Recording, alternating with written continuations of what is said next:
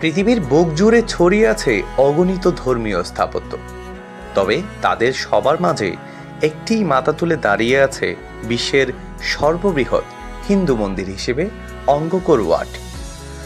কম্বোডিয়ার সিয়াম রিয়াপ প্রদেশে অবস্থিত এই ঐতিহাসিক মন্দিরটি নির্মাণ করেছিলেন 1200 শতকে রাজা সূর্যবর্মন দ্বিতীয় ভগবান বিষ্ণুর উদ্দেশ্যে। প্রায় 4 লাখ বর্গমিটার জায়গা জুড়ে বিস্তৃত এই মন্দির আজও বিশ্ববাসীকে মুগ্ধ করে চলেছে। এই মন্দির শুধু ধর্মীয় উপাসনার কেন্দ্র নয়, এটি ছিল সেই সময়কার কম্বোডিয়ার সাম্রাজ্যিক ক্ষমতার প্রতীক। রাজপ্রাসাদ, বিচারালয় ও প্রশাসনিক কার্যক্রম চলত এর চারপাশে। মন্দির নির্মাণে ব্যবহৃত হয়েছিল প্রায় 50 লক্ষ টন বালুকা পাথর, যা বহন করা হয়েছিল নদীপথে বহু দূর থেকে।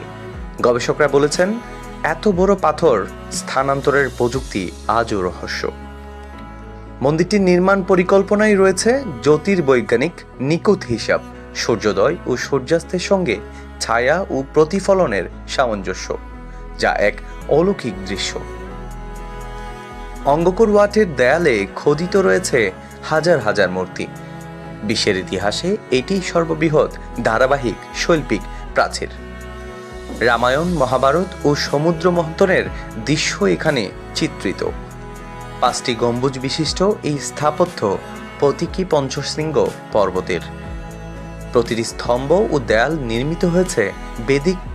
সবচেয়ে চমকপ্রদ তথ্য, কম্বোডিয়ার জাতীয় পতাকায় রয়েছে এই মন্দিরের প্রতিকৃতি, যা বিশ্বের একমাত্র ধর্মীয় স্থাপনার ছবি সম্বলিত পতাকা।